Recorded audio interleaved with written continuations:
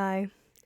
I still don't know how to start these videos. A little while ago, I posted another video on some Song of Ice and Fire theories that I had. You guys left some comments, and I'm going to respond to a few of them here that I found interesting and or funny. Alright, I feel like that's good enough of an introduction. Let's jump into the first comment. Thanks for talking about Jeyne Poole. I think Lala Stokework is a very underestimated character too, and she managed to become a minor ruler. Yeah, I definitely feel drawn to and like to, think about and discuss the sort of unimportant, underestimated, under-talked about characters in these books. Lala's, yeah, definitely fits into sort of that category of character, and she is interesting, although I don't really like thinking about her all that much because her storyline is very depressing.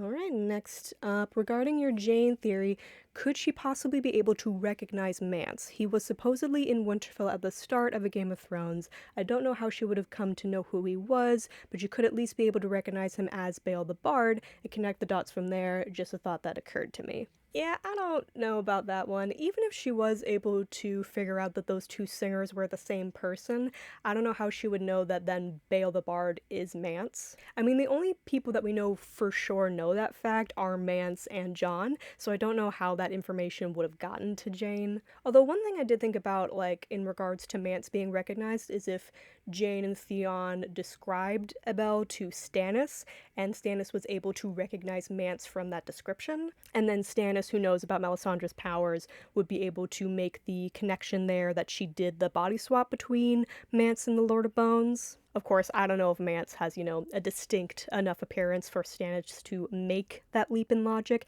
and even if he did, he probably wouldn't, tell Jeyne or Theon about it. But I don't know, the possibility is still there, so that's, a potential other path for people to figure out that Abel is Mance. Alright, I knew I was going to get a couple comments like this. I strongly disagree that the chapter implies Jon is the one in Robb's will because Catelyn specifically calls it a trap. How is telling Catelyn you're picking Jon, her strongly disagreeing, and then you picking Jon anyway, a trap? A trap is threatening to pick Jon, who you know Catelyn hates, and then picking someone else because, well, Catelyn didn't want Jon, so this is the only other person it could be. Personally, I'm preferential to the idea that Catelyn herself is named in the will, but it could really be anyone who isn't Jon. Let me say again, for the record, I have no right in saying that anyone's theory is stupid.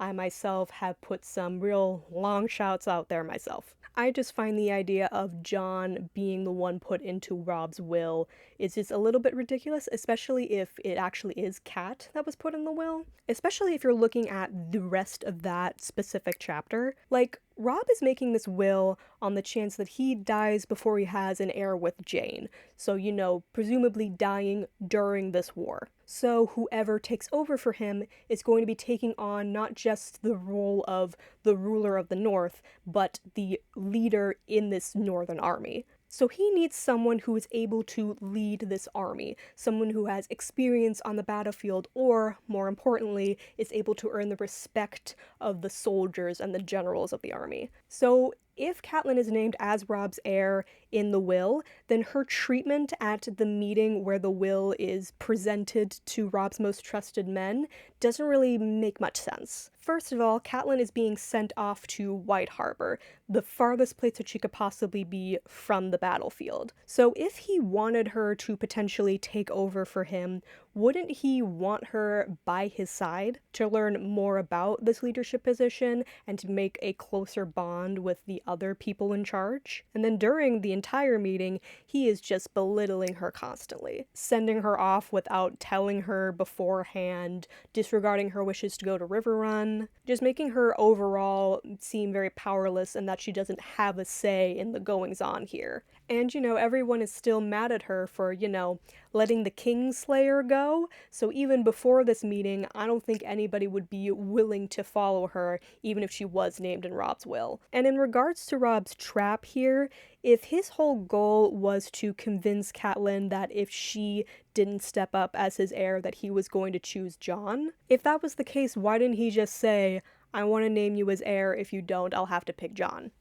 Why be all secretive about it beforehand and only reveal it in front of a crowd later? In fact, since he didn't bring it up with her beforehand, I could definitely see her just knee-jerk reaction saying, No, and that would just immediately throw a wrench into his plans here. I think the trap that Catelyn was referring to here is more the idea that he is presenting his choice as Jon publicly. She doesn't like to disagree with Robb in front of all of his men, so that way, you know, he's not diminished in their eyes from her disagreeing with him. And I really don't see there being a possibility of him naming anyone besides Jon and Cat. I just really can't see him naming someone who isn't a family member when these two are still alive. Anyway, that's my 2 cents on that. Y'all believe whatever you want to believe. The sorcery part is cool, but not necessary in the Rhaena theory. Alys River's real dad could have been Maegor Towers, not just a father figure, but a father. No husband to Rhaena, but a friend and lover with a bastard daughter, eventually. Well,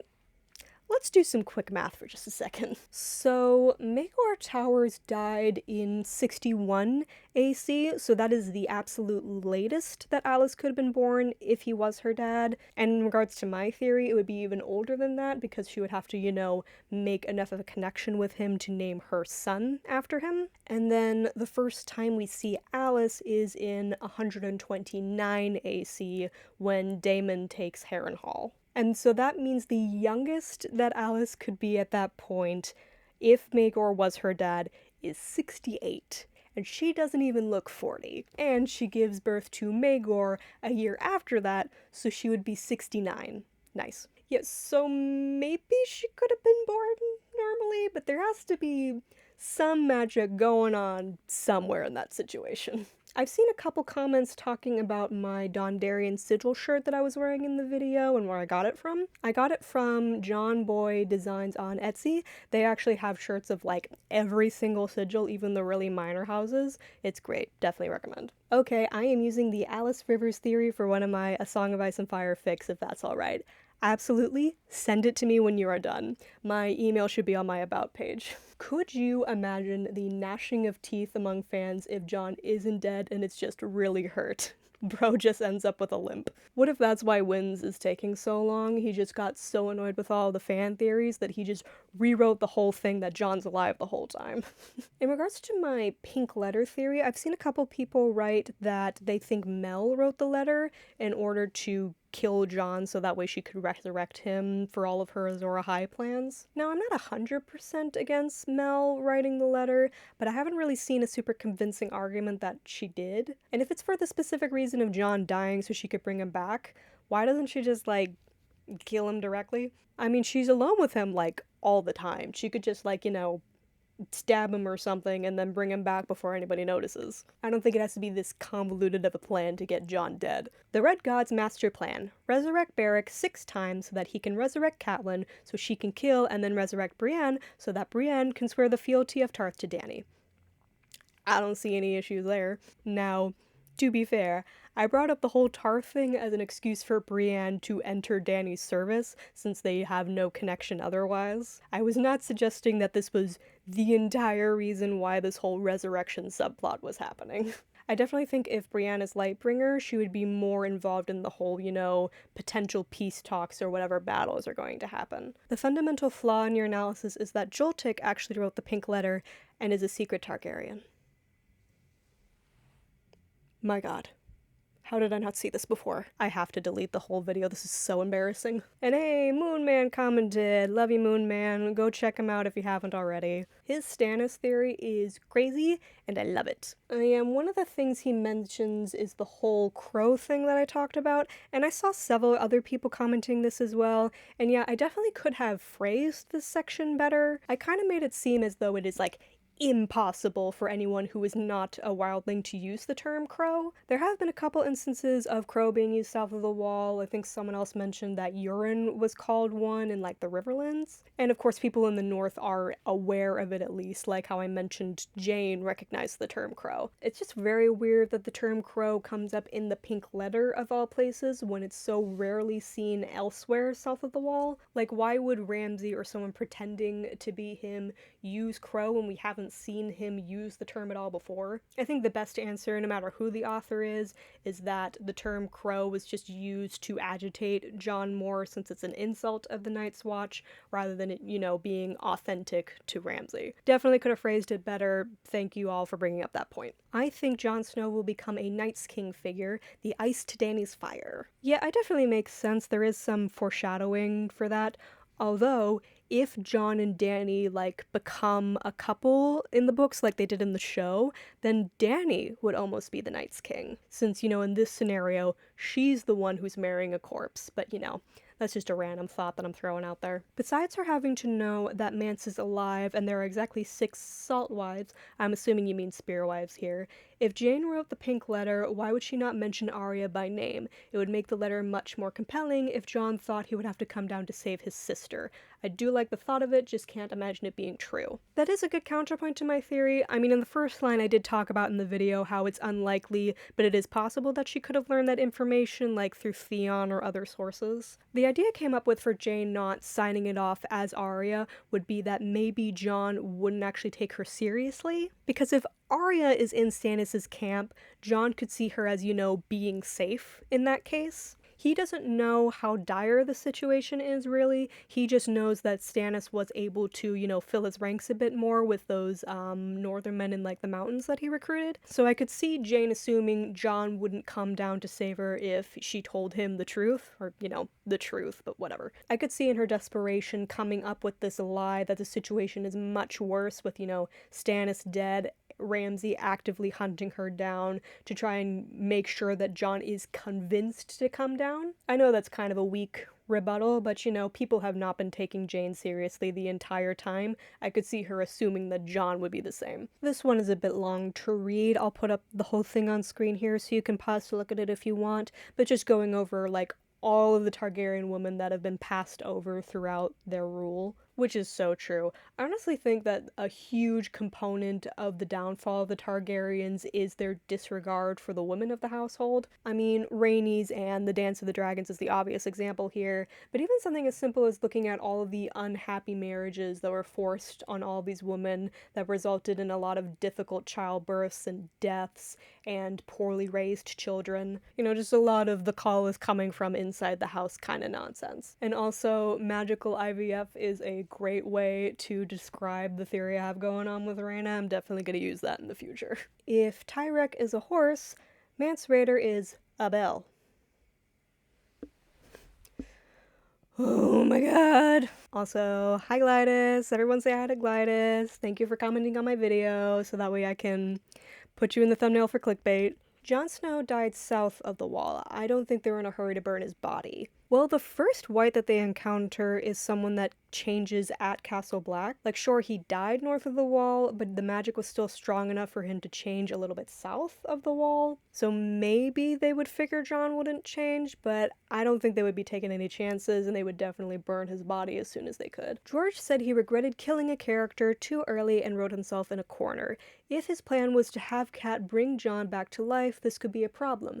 They are way too far apart for this to work out, timeline-wise. Jon's body would at least have to be frozen, and it feels a bit of a narrative shortcut that Gurm might not be too fond of taking. But the justification is there for Jon to be the one she revives. She would find out he had given up on being Lord Commander to go and save Winterfell. She knows that he is Robb's heir. All the other kids are dead or lost, and so she knows he's basically the last Stark to carry on the fight. I guess Gurm can fix this by just having Jon critically wounded for a long time before dying, but feels again like a cheap trick. I know, it's so annoying. Jon is the perfect candidate for this resurrection, but the time of his death mixed with how far apart they are, and that I really don't think Stoneheart is ready to do this thing for Jon mentally. George could find some way to make this happen still, but like you said, any explanation would just feel really cheap. But I have convinced myself at this point that Brienne would be a good candidate, so I'd still feel satisfied if this was the case. Regarding theory 2,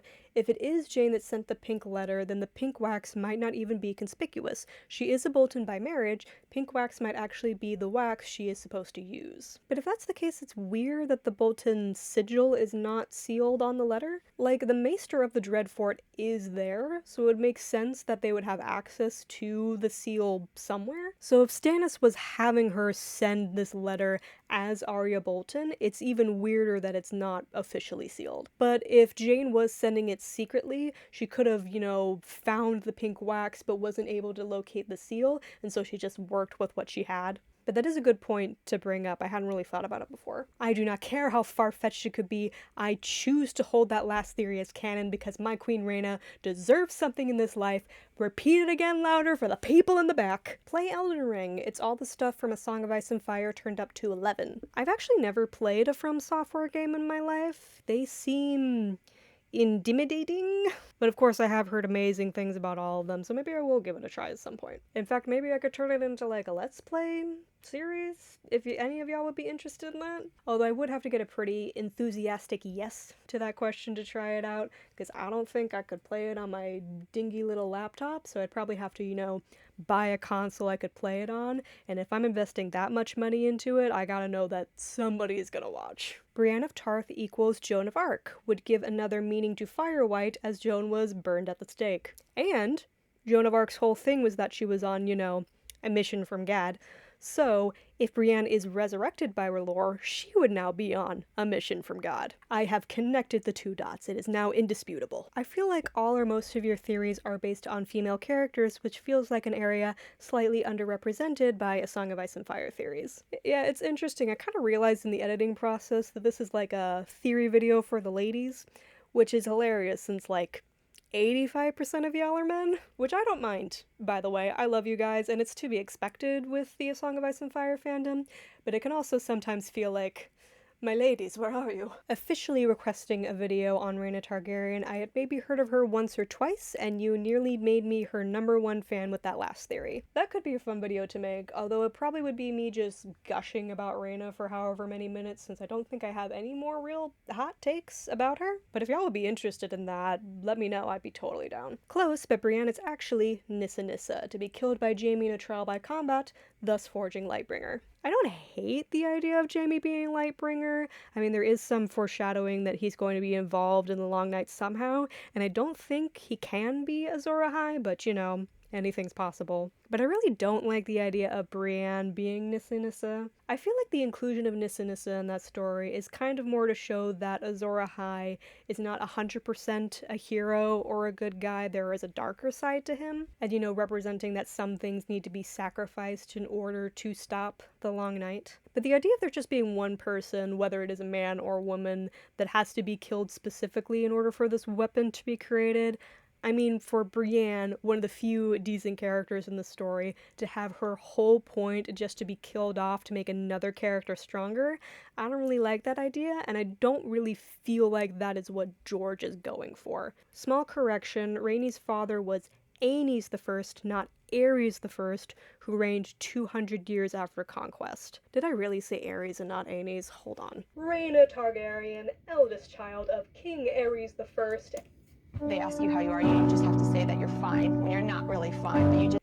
Alright, let's just move on. Alright, I wanted to finish off here by going through some comments that were made on a community post that I made a few days ago. I'm gonna try and post there more often with updates and videos that I'm working on, especially since I don't really have social media outside of YouTube, and this is the only way that I can communicate with you guys. But yeah, definitely want to work on that in the future, and I'm just going to go over some comments here that people made of what they wanted me to talk about in this video. Maybe for the follow-up video, to do something new, you can speed through some minor theories you have without explaining them, just for a bit of fun. The idea of saying, and of course we all know, insert random theory here, sounds hilarious. That does sound hilarious. Do I have any little things that I want to just throw out there? I actually do have the idea in my head that Varys is actually intersex, and that he lies about being a eunuch as an excuse to not be in a relationship with anyone and for no one to actually see his genitalia. And that the lie is because while eunuchs obviously aren't really well respected in the society, the one sort of gender ambiguous person that we see is a slave that was sold to a person as entertainment, and so the disrespect that Varys gets as a eunuch is far more desirable than that fate would be. I love how the request was for me to just fire through a bunch of mini theories without explanation, and here I am explaining the theory. Yeah, I just don't know if my brain works that way.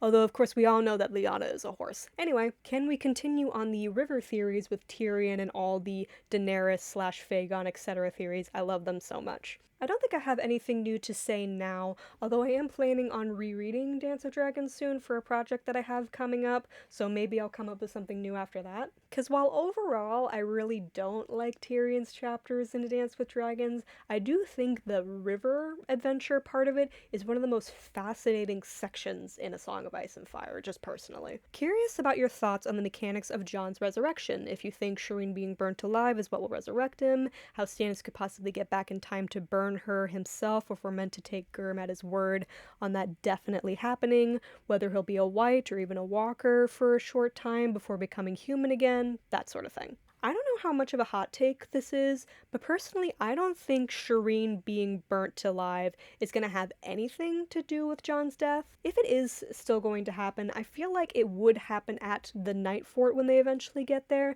since they're more isolated, they could easily get into a more desperate situation, that kind of thing. And I feel like that's going to happen way after Jon is resurrected because Melisandre won't be there anymore. I feel like the whole waking dragons from stone prophecy that Melisandre keeps going on has more to do with Shireen's grayscale than anything else. Because you know, a dragon made of stone would have gray colored scales. It just makes too much sense. And in all honesty, I feel like people are overthinking Jon's resurrection a little bit. We've seen that Thoros can bring people back just by kissing them.